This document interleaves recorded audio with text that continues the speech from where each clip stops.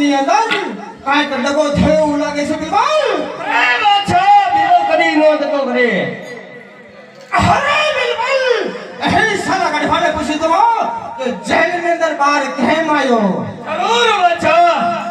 હે ગઢવા, હે ગઢવા. રાતનો રાયકો લઈ નીકળે છે. જાઓ